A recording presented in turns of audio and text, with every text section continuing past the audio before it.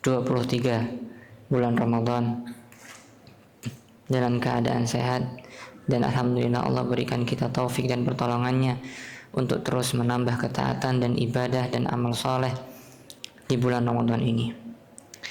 Bapak Ibu,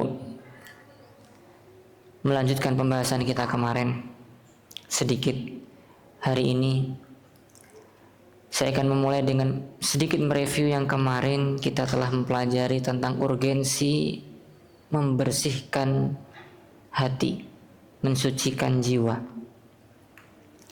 yang dimana kita semuanya ingin kebahagiaan dan keselamatan di dunia dan akhirat, dan kuncinya adalah ada pada kesucian jiwa kita. Nah, kita juga membahas bahwasanya kita punya modal besar, yaitu fitrah yang telah Allah berikan kepada kita semuanya. Ada ayat yang kemarin Ana lupa sampaikan untuk dijelaskan, bahwasanya Allah Subhanahu wa taala setelah menyempurnakan penciptaan jiwa tadi, Allah berfirman, fa'alhamaha fujuraha wa taqwaha. Jiwa yang telah Allah sempurnakan penciptaannya itu, Allah ilhamkan, Allah beritahu kepada setiap fitrah untuk mengetahui mana kebaikan dan mana keburukan. Ya. Jadi semua kita itu tahu, Bapak Ibu sekalian, kita itu tahu mana kebaikan, mana keburukan. Qad aflaha man zakkaha wa qad khaba man dasaha. Ada orang yang milih untuk mensucikan jiwanya, maka dia akan beruntung, dan ada orang yang milih untuk mengotori jiwanya, maka dia akan merugi. Ada dua golongan orang manusia dalam hal ini. Maka kita pilih golongan yang mana? Maka oleh karena itu Bapak Ibu sekalian, karena kita memiliki fitrah yang sama-sama bersih dari lahir, maka mari kita jaga dan mari kita tumbuhkan pohon keimanan ini. Di antaranya dengan apa? Dengan 10 kaidah yang telah dijelaskan oleh Syekh Abdul Rasyad dalam kitabnya 10 kaidah dalam mensucikan jiwa. Yang pertama apa Bapak Ibu sekalian? Yang pertama adalah bertauhid. Mentauhidkan Allah Subhanahu wa taala, memurnikan ibadah hanya untuk Allah Subhanahu wa taala, itu adalah pondasi dan asas dalam mensucikan jiwa. Di mana tauhid itu adalah tujuan diutusnya para rasul. Semua rasul ketika diutus menyampaikannya apa? Berdakwah kepada tauhid. Nah, dan kita juga diciptakan oleh Allah Subhanahu wa taala di dunia ini hanya dengan tujuan untuk apa? Mentauhidkan Allah, beribadah kepada Allah dengan memurnikan ibadah kepadanya. Allah berfirman, "Wa ma khalaqtul jinna wal insa illa liya'budun." Hanya untuk kepada Allah Subhanahu wa taala kita beribadah. Kemudian kita harus tahu Bapak Ibu sekalian, ada orang, sebagian manusia yang dicela oleh Allah Subhanahu wa taala karena tidak mensucikan jiwanya, karena tidak bertauhid ini. Karena tadi kita diciptakan untuk beribadah hanya kepada Allah Subhanahu wa taala, tapi sebagian orang itu memilih untuk menyekutukan Allah. Siapa mereka? Allah berfirman, wa wailul lil musyrikin alladzina la yu'tuna zakata wa hum bil akhirati hum kafirun. Celakalah orang-orang yang menyekutukan Allah, orang-orang musyrik. Kenapa? Karena mereka tidak la yu'tuna zakah. Di sini ya la yu'tuna zakah itu bukan orang yang tidak membayar zakat, Bapak Ibu.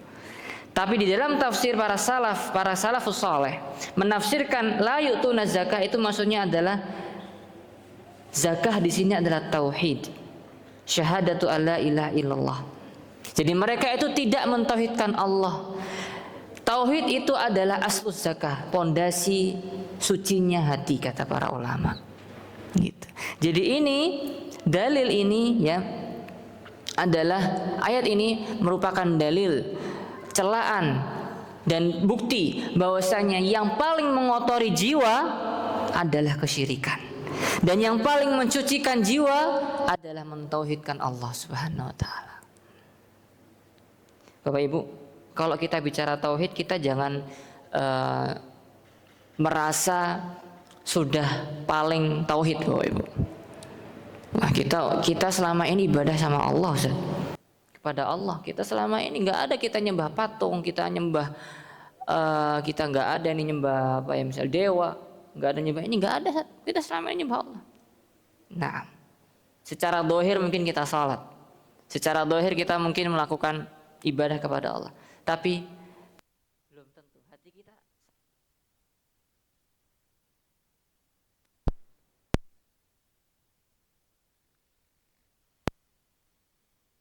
selama ini kita ini dan itu benar nggak semuanya itu murni karena Allah, atau ada sedikit untuk pujian manusia, sedikit keinginan untuk balasan dari manusia,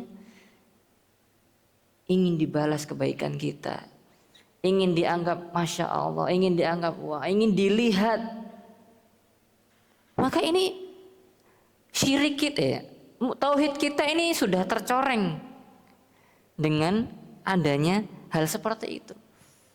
Itu juga sudah ada namanya syirik kecil Bapak Ibu sekalian, riya namanya.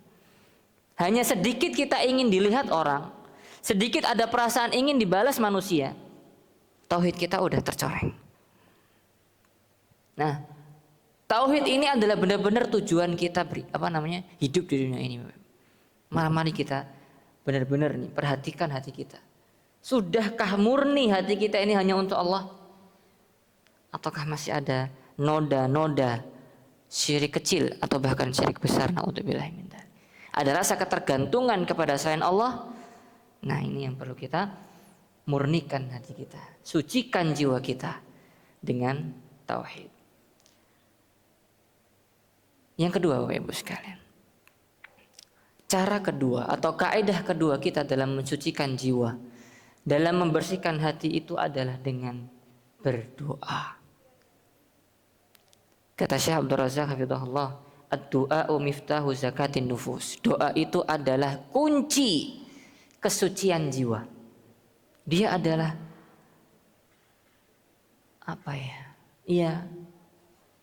pintu pertama kita.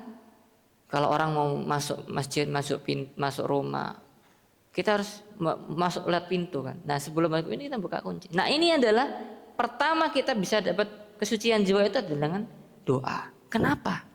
Kok dinamakan kunci? Nabi Muhammad SAW pernah bersabda, "Laisa syai'un akrama 'ala Allah Ta'ala minad du'a." Tidak ada sesuatu yang paling mulia di sisi Allah Subhanahu wa taala daripada doa. Nah, hadis ini diriwayatkan oleh Imam Tirmidzi dan Ibnu Majah dengan dihasankan oleh Syekh Albani. Oke, Bapak Ibu sekalian, kenapa doa itu adalah paling mulia di sisi Allah? Ya, ibadah yang paling afdol kalau kata Syekh di sini, para penulis di sini, di sisi Allah Subhanahu wa taala. Kenapa? Karena Bapak Ibu sekalian, ketika kita berdoa kepada Allah Subhanahu wa taala, kita merendahkan diri, menghambakan diri, merasa lemah, merasa miskin, merasa tidak mampu, menghinakan diri dan mengakui bahwasanya Allah yang maha kuasa, Allah yang maha mampu mendengarkan doa, Allah yang maha mampu mengijabahi doa-doa kita, Allah maha kaya. Itu yang ada perasaan itu adalah amalan hati yang kita tampakkan kepada Allah tatkala kita berdoa. Kecuali ketika kita berdoa, kita tidak menghadirkan hati, yang penting kita Rabbana atina fid dunya hasanah wa fil akhirah. Enggak maknai artinya kecuali itu. Doa yang diijabahi adalah doa yang keluar dari hati yang tidak lalai, kata Rasulullah. La yustajabu du'a min qalbin ghafilin lahin, kata Nabi Muhammad SAW. Tidak diijabahi doa seseorang itu ketika hatinya lalai dan dia tidak pahami apa yang dia doakan. Nah, kita selama ini berdoa paham nggak apa yang kita doakan? Nah, Bapak Ibu sekalian, kita ketika berdoa itu tadi menghambakan diri, merasa lemah. Dan ketika kita tahu bahwasanya semua kebaikan itu di sisi Allah, dan kita tidak bisa memenuhinya kecuali dengan Allah Subhanahu wa taala yang berikan kepada kita, maka kita akan yakin caranya kita bisa dapat itu adalah dengan berdoa. Nah, berarti doa itu adalah kunci pertama kita mendapatkan kebaikan. Termasuk adalah hidayah, iman, kesucian jiwa yang sedang kita bahas ini. Kita nggak bisa dapat ini semua, dan ini semua hanya di tangan Allah. Kita hanya bisa mendapatkan dari Allah Subhanahu wa taala, maka kita akan mengakui, kita akan lakukan itu doa. Maka doa adalah kunci kebaikan, Bapak Ibu sekalian. Dan Allah telah berjanji tatkala kita berdoa itu Allah akan kabulkan. Allah berfirman, wa qala rabbukum ud'uni astajib lakum. Allah berkata, ya, Rabb kalian telah berkata, berfirman, wa qala rabbukum ud'uni, berdoalah kepadaku. Apa balasannya Allah? Apa Allah bilang? Astajib lakum. Aku akan kabulkan untuk kalian. Bapak Ibu, hukum asalnya doa kita itu akan dikabulkan oleh Allah Subhanahu wa taala. Yakin. Yakinlah itu.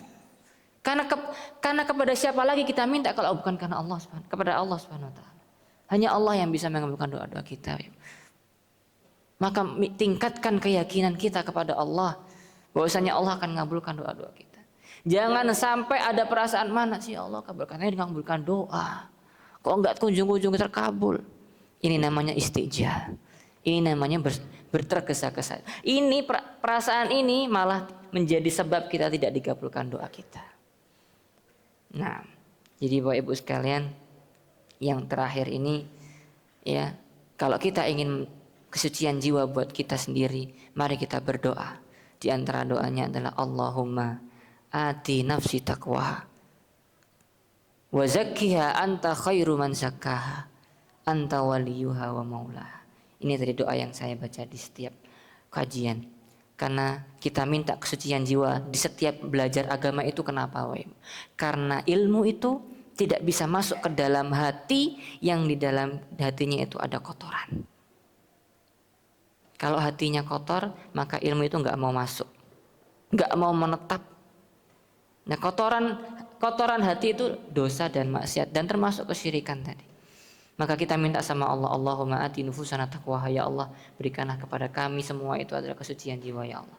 Wa zakkiha anta khairu man zakka, dan sucikan jiwa tersebut, ya Allah. Engkau adalah sebaik-baik mensucikan jiwa. Anta waliyuha wa maula, dan engkau lah sebaik-baik penolong. Ya, yang maha yang bisa mengabulkan dan menolong kita semuanya. Bapak Ibu sekalian, itu yang bisa kita sampaikan pada pagi hari ini. Maka kesimpulannya, pondasi kita mensucikan jiwa yang pertama adalah kita mentauhidkan Allah Subhanahu wa taala. Dan yang kedua, kita mulai dari dalam diri kita ingin kesucian jiwa itu dengan kita berdoa kepada Allah Subhanahu wa taala dan memperbanyak doa, termasuk adalah doa yang kita tadi panjatkan untuk meminta kepada Allah kesucian jiwa. Dan yang kedua doa adalah ya muqallibal qulub tsabit qulubana ala dinik wa ya musarrifal qulub sarrif qulubana ala taatik. Semoga bermanfaat apa yang kita pelajari pada pagi hari ini. Semoga bisa diamalkan ilmu yang kita pelajari di setiap majelis ilmu, karena yang penting dari belajar agama itu adalah pengamalannya. Bukan yang penting hadir, tapi adalah bagaimana kita mengamalkan ilmu itu.